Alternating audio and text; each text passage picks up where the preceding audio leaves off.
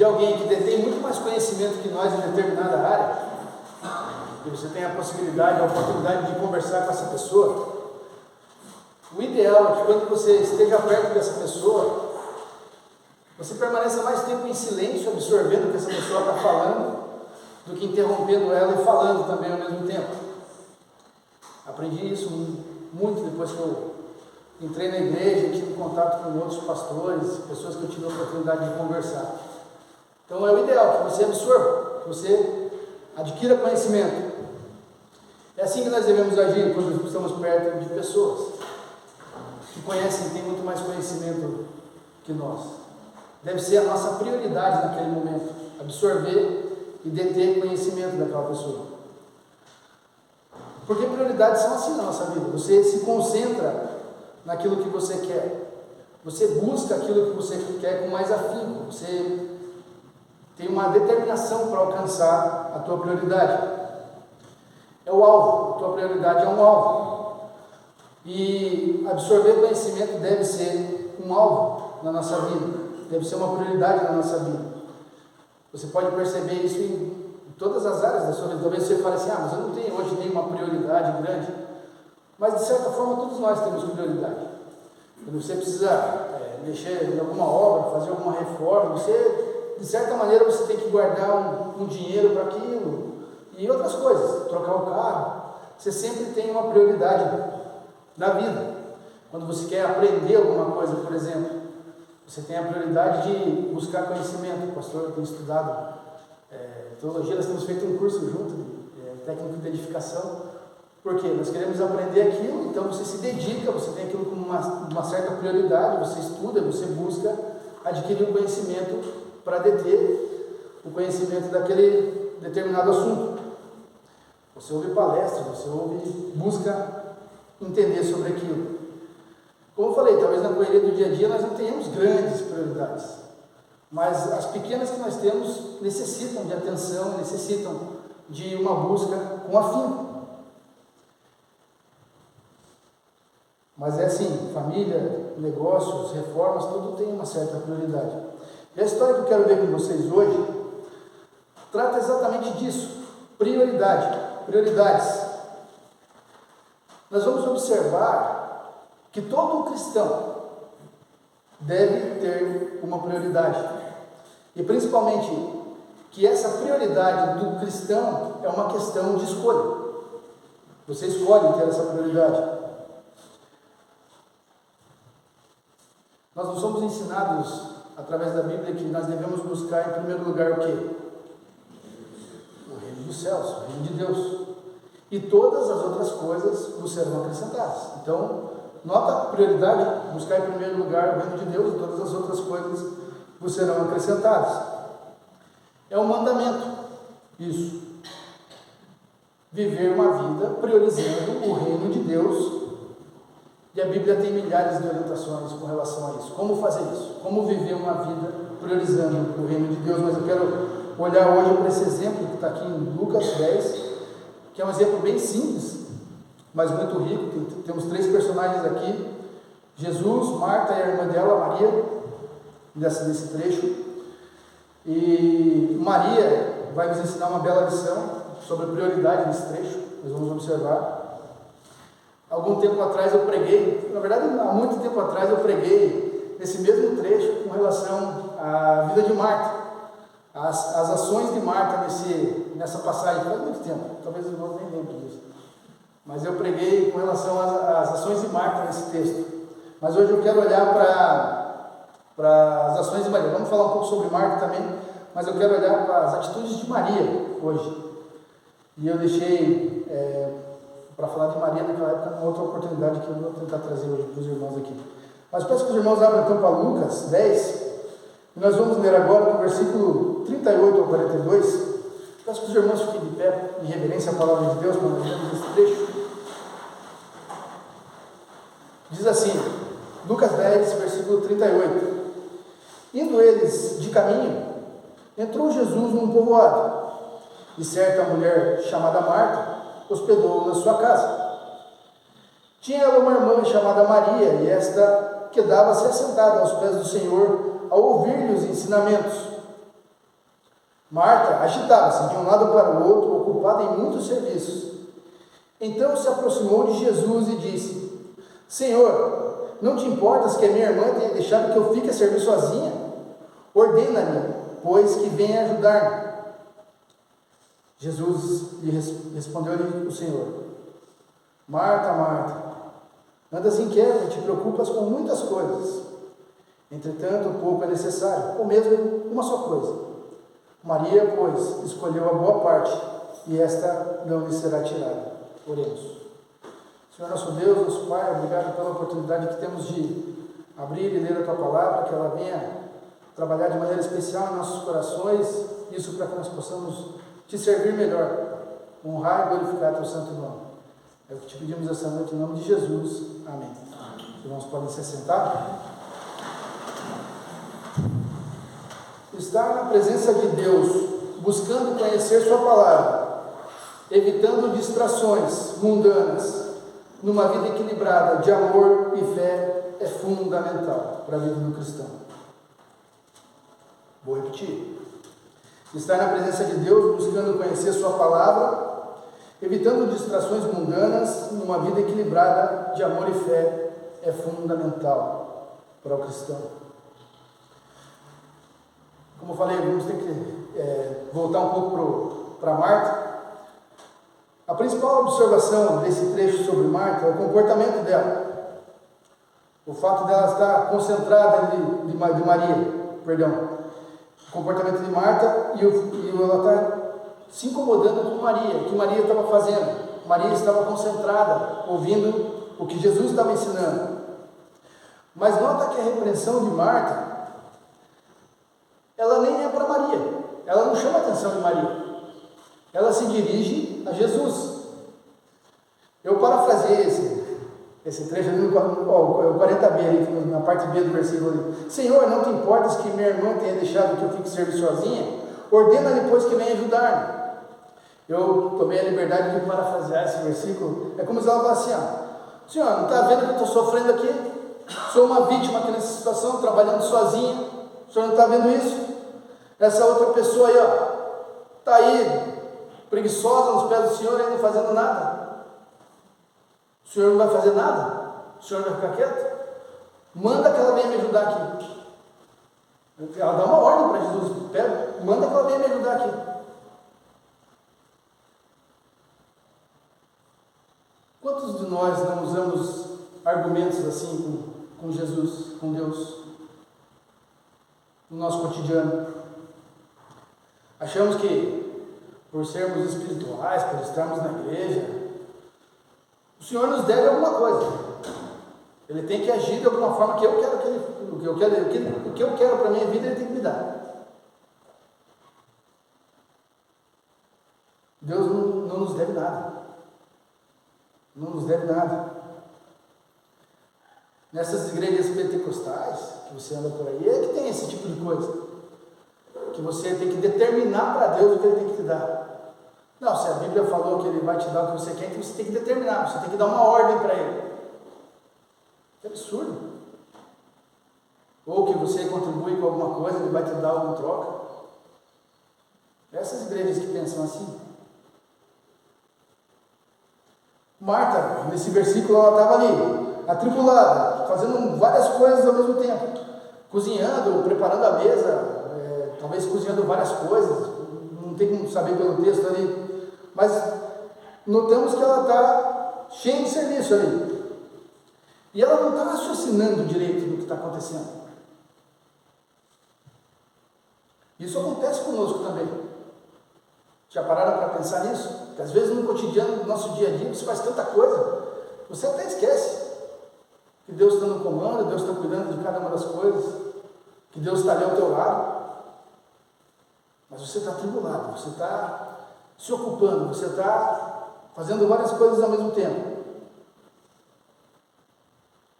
Quando você está assim, não sei se já aconteceu com vocês, talvez eu seja uma pessoa muito estranha, mas quando eu estou com a minha cabeça avoada, que eu estou fazendo várias coisas ao mesmo tempo assim, já aconteceu tipo uma coisa tipo, que você nem imagina, tipo, colocar tipo um controle remoto dentro da geladeira. Já aconteceu com vocês? Tipo, você às vezes as pessoas que usam óculos é comum, né? Às vezes tem um óculos na cabeça e estão procurando. Onde que eu coloquei meu óculos? Eu sempre perco a chave do carro. Tenho a habilidade de perder a chave do carro, sempre nas horas que eu estou atrasado. Mas por quê? Porque você tem tanta coisa na cabeça que você acaba fazendo coisas no automático, assim. E você vai ver, às vezes, a margarina está lá no lugar do café, você trocou. Acontece?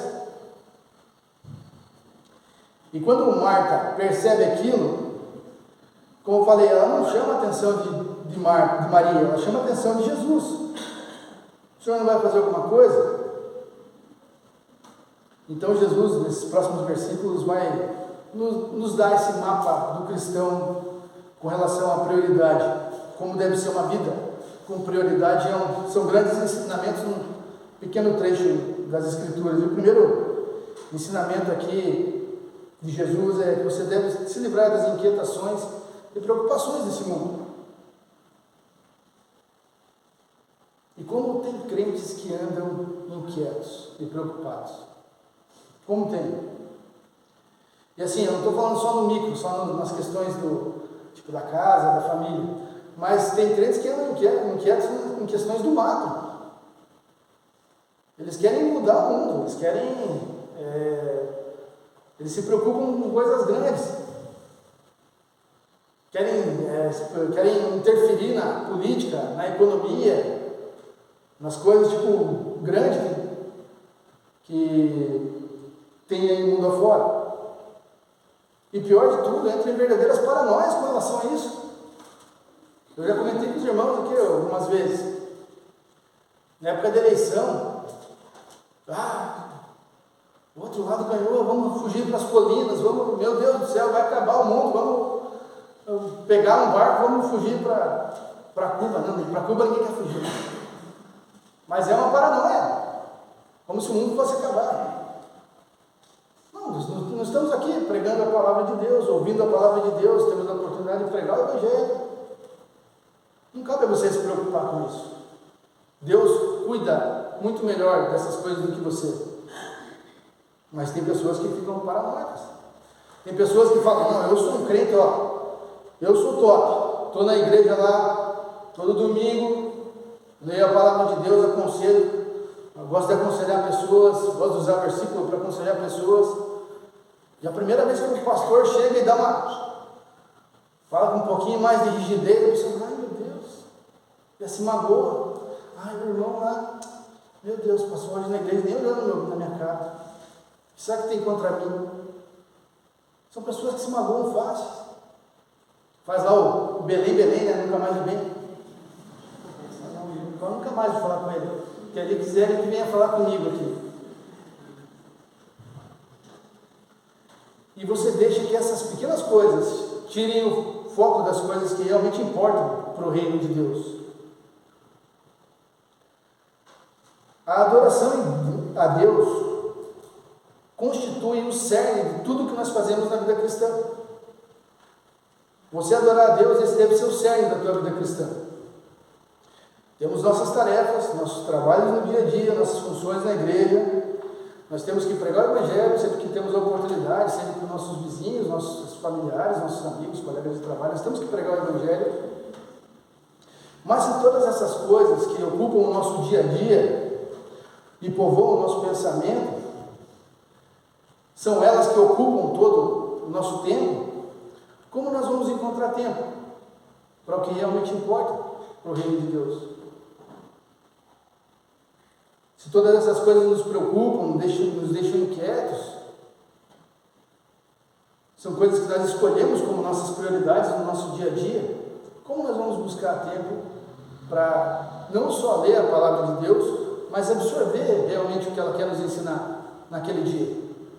Porque uma coisa é você ler a Bíblia, outra coisa é você absorver ela. Então, a dona Nereide falou para nós hoje de manhã que ela está com o plano de ler a Bíblia toda esse ano. Eu também tenho o plano de ler esse ano a Bíblia. Mas assim, não basta para nós só lermos a Bíblia, nós temos que absorver o que ela está querendo nos ensinar. Sabemos que quando oramos, somos nós falando com o Senhor, nós não aprendemos isso na igreja. Quando nós oramos, somos nós falando com o Senhor. Quando nós lemos a Bíblia, é o Senhor falando conosco. Não é isso que nos é ensinado na igreja? Os irmãos já ouviram falar de George Miller, com certeza, um grande missionário, George Miller. Nós estávamos falando de ler a Bíblia esse ano, né? Ele leu a Bíblia mais de 200 vezes, sendo que 50 vezes foi de joelho. Já pararam para pensar nisso? Eu estava pensando assim, eu fiz um propósito comigo, mas eu sei que não sei se vou conseguir cumprir, de ler todo ano a Bíblia uma vez, ler ela inteira todo ano, até o final da minha vida, se Deus me permitir. Daí eu fiquei calculando, né? Estou com 42. Se eu viver mais 42, vamos dobrar, 84, acho que se eu parar de tomar coca, energético, acho que dá para chegar lá. Mas vamos supor que eu chegue até os 84, eu já li 3 vezes a Bíblia inteira. Mais 42 vezes, daria 45 vezes a Bíblia no todo.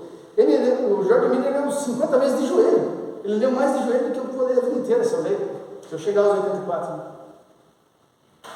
Mas ele era uma pessoa incrível. Prioridades. Essa era a prioridade dele. E perguntaram, já no final da vida dele, perguntaram se ele tivesse o que ele desejava ainda mais na vida dele. Ele falou: lê a Bíblia, porque eu ainda conheço muito pouco sobre o meu Senhor. Prioridades. Prioridades. Certa vez a rainha foi visitar, não sei se os irmãos já leram sobre isso. A rainha foi visitar o George Miller. Ele estava no quarto dele orando e a empregada bateu na porta do quarto e falou: Senhor Miller, a rainha está aí esperando o senhor aí fora. Ele falou para ela: então eu peço que ela aguarde, porque nesse momento eu estou conversando com o Rei dos Reis. Prioridades. Diz que certa vez também, não sei se os irmãos já ouviram essa história, eles não tinham pão no orfanato. Era uma manhã e eles não tinham pão no orfanato. Ele fundou vários orfanatos, o George Miller. E não tinha dinheiro, não tinha pão, os funcionários apavorados, aí nós podemos trazer para esse contexto de atribulados, preocupados e transtornados por não ter dinheiro nem pão. Eles bateram no quarto dele e falaram: Senhor Miller, os órfãos vão acordar e nós não temos pão. E não tem nem como fazer o pão. Ele pegou e falou assim: então vamos fazer o seguinte, vocês vão acordar as crianças, vão posicionar elas na mesa para tomar café e vão orar como se fosse tomar café naquele momento. Ele voltou para o quarto dele e ele orou assim, falou: Pai dos órfãos, não tem pão, e em nome de Jesus, amém. E conta que logo depois várias carroças de pão pararam na frente. Eles falaram: nós tínhamos assado o pão para o castelo, só que passou um pouco do ponto e eles não querem. Vocês podem aproveitar aqui. Pronto. Mas um homem que tinha uma vida de prioridades. Priorizava o reino. Quando você prioriza Deus em sua vida, automaticamente vai gerar confiança em você. Pense nisso. Quando você... Eu não manjo do motor de carro, mas se eu desmontasse o motor de um carro e eu fosse montar ele novamente, com certeza ia sobrar um monte de peça. E eu jamais teria confiança para ligar esse carro. Mas se você pega um mecânico que tem anos de experiência, ele desmonta aquilo, e monta de novo, e desmonta e monta, e ele liga o carro com confiança, porque ele sabe que fez tudo certo. E assim é o nosso dia a dia. Assim também é a caminhada cristã. Se você não tem convicção, está buscando a Deus em suas decisões, hoje de manhã eu conversei um pouco com os jovens com relação a isso. Se você não busca orientação na palavra de Deus para as suas decisões, principalmente não tem ouvido, e aí eu bato na tecla de você absorver o que a palavra de Deus quer te ensinar, se você não tem ouvido a voz dele, você nunca vai ter confiança. Agora, quando você faz o inverso, você busca, você lê, você estuda, você pensa, você ora com relação àquilo, te gera muito mais confiança. Mas o problema é que muitas vezes nós oramos a Deus e os desejos do nosso coração afloram. Já pararam para pensar nisso? Que nem tudo que acontece na nossa vida é vontade de Deus, às vezes é nosso próprio egoísmo. Por exemplo, às vezes é o próprio diabo, às vezes. Por exemplo, para os jovens aí, né, que querem namorar com um incrédulo, por exemplo. Quero namorar com um incrédulo, então eu vou orar, pedir para Deus me ajudar. E daí faz aqueles desafios. Eu acho que eu sou uma pessoa muito estranha, talvez vocês nunca tenham feito isso. Tipo, se eu chegar naquela esquina Antes do carro virar, é Deus me respondendo que eu tenho que namorar com aquela pessoa. Só que daí eu estou andando normal, estou vendo que o carro está chegando, eu vou acelerando para chegar lá antes. Não é a vontade de Deus. Você sabe claramente a vontade de Deus com relação a isso. Mas os desejos do nosso coração afloram, porque nós queremos aquilo, mas às vezes Deus não quer. E é importante notar que Jesus repare que Jesus não condena a Marta pelo que ela está fazendo, mesmo ela chamando a atenção dele, ele não condena ela. Não é pecado o que Marta está fazendo. Ela está tentando dar o seu melhor na cozinha, tentando talvez cozinhar o melhor prato, tentando arrumar o ambiente da melhor maneira, servir a Jesus da melhor maneira, mas a advertência de Jesus vem de encontro ao foco dela, o que ela está focada naquele momento.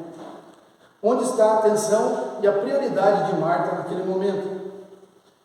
E nos leva para o segundo ponto, foque naquilo que realmente importa, foque em Cristo, aquilo que realmente importa. Olha de novo para o versículo 42. Entretanto, pouco é necessário, Jesus falando, entretanto, pouco é necessário, ou mesmo uma só coisa. Maria, pois, escolheu a boa parte, e esta não lhe será tirada. E aqui nós vemos claramente a doutrina do senhorio de Cristo. Consegue perceber aqui, nesse trecho? Jesus mostrando a importância do senhorio dele. E é tão debatido em vários sistemas teológicos o senhorio de Cristo, com relação à santificação progressiva. Mas aqui nós vemos consagração, entrega, atenção, foco, tudo por parte de Maria. E aí as pessoas, você vai encontrar várias pessoas que falam, eu sou salvo, eu já aceitei a Cristo, eu sou salvo, mas não tem como eu colocar Jesus no centro da minha vida. Eu não posso, eu tenho muita coisa para fazer. Eu não posso viver uma vida com Jesus ali no centro. Minha prioridade, eu tenho uma certa prioridade para as coisas de Deus, mas eu tenho tantas outras prioridades que eu não posso priorizar as coisas de Deus nesse momento. Talvez você conheça pessoas assim, pessoas que às vezes não têm tempo de ir na igreja ou não priorizam estar na igreja. Pense nisso, prioridades. E nota que é uma questão de prioridade. Duas mulheres com Cristo ali, duas mulheres com a presença física do Senhor naquele momento. O Senhor está na casa delas. Já pararam para imaginar isso? O Senhor na casa delas? Mas dois focos diferentes. A Maria de Betânia, ela aparece 3 vezes nos evangelhos. A Maria de Betânia, essa Maria. E as 3 vezes que ela aparece nos evangelhos, ela se encontra no mesmo lugar, nos pés de Jesus Cristo. As 3 vezes que ela aparece, ela está aos pés do Senhor. Nesse trecho, Lucas 10:39, ouvindo ali os ensinamentos de Jesus. Em João 11:32, ela se lança aos pés de Jesus, no momento que Lázaro, o irmão dela, morreu. Lembra que ela fala, Senhor, se o Senhor estivesse aqui, meu irmão não teria morrido. Ela está dividindo com Jesus ali a dor dela. E em João 12:3, é aquele momento em que ela unge os pés do Senhor com o bálsamo. Lembra dessa passagem? Ela unge os pés do Senhor com o bálsamo, que é um bálsamo caríssimo. Eu fiz as contas, 300 denários o bálsamo. Equivaleria a 300 dias de trabalho. Acho que eu fiz as contas aqui, daria mais ou menos 14 mil reais, baseado no salário mínimo, o valor daquele bálsamo. Acho que é por isso que ela enxuga os pés de Jesus com o cabelo, né? Vou aproveitar um pouco, que eu gastei. Eu não ia poder enxugar os pés de Jesus com o meu cabelo. Mas acho que é por isso que ela aproveita. Não, tá, estou brincando, não é por isso.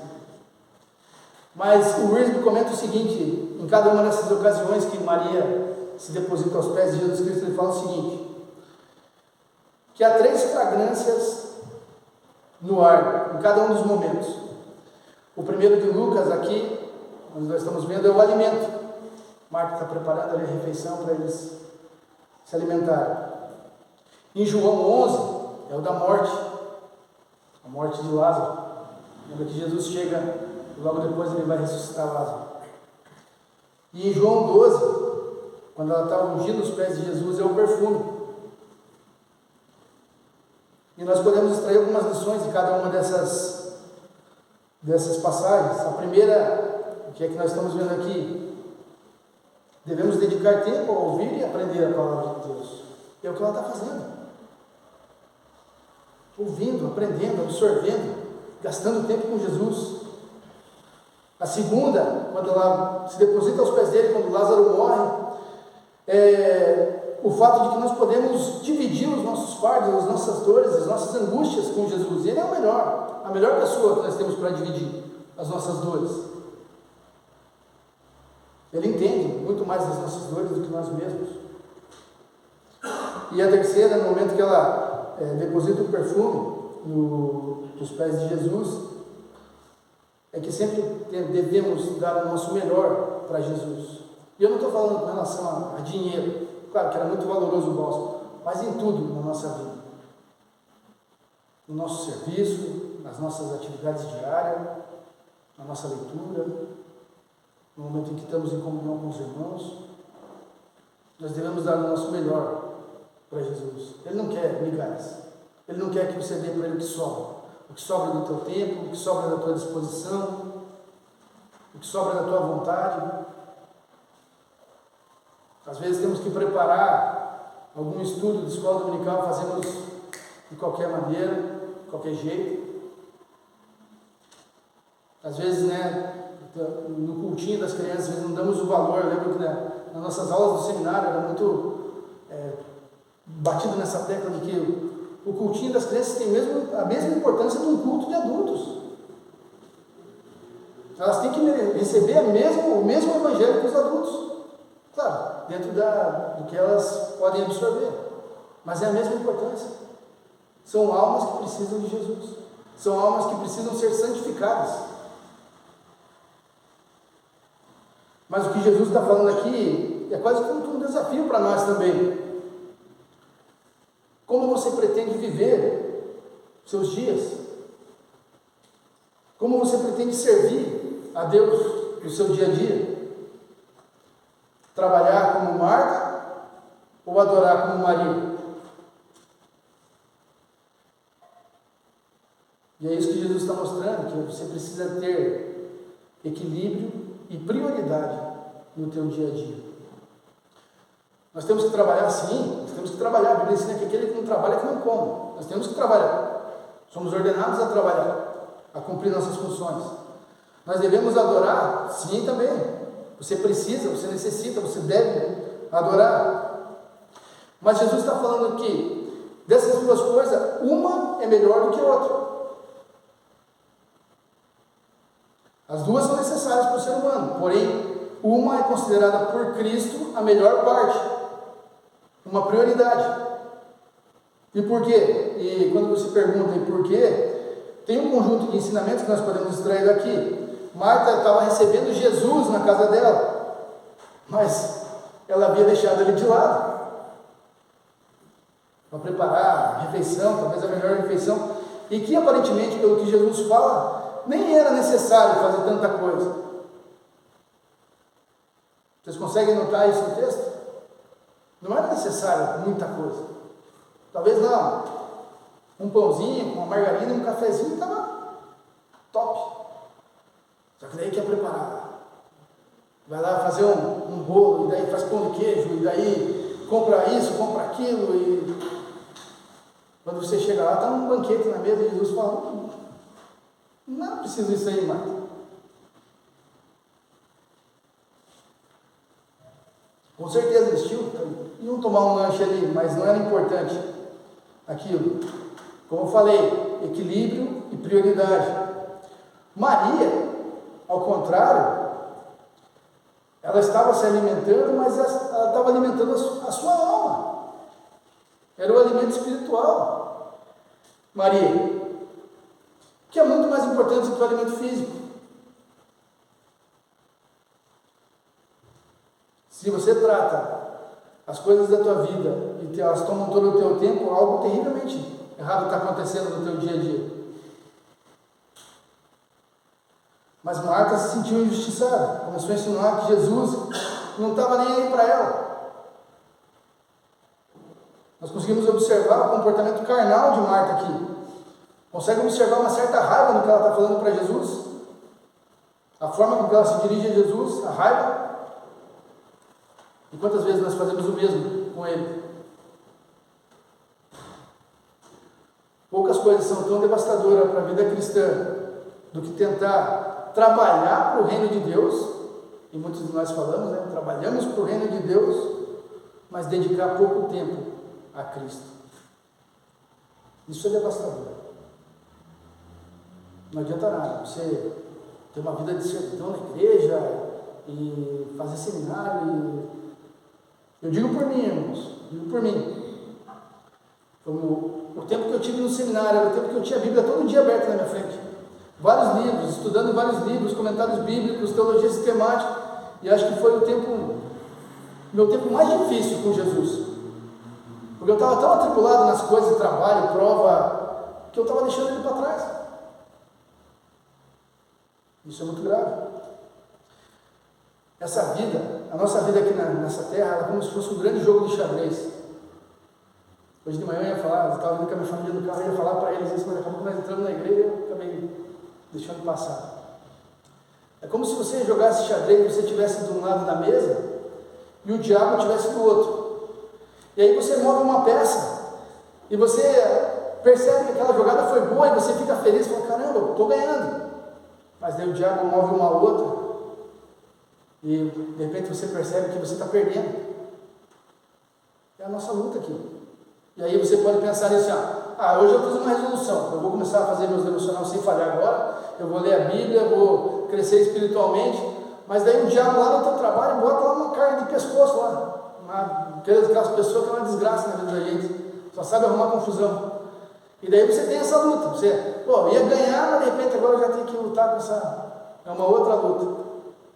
A vida cristã é assim, e Deus permite isso, e a gente não sabe o porquê.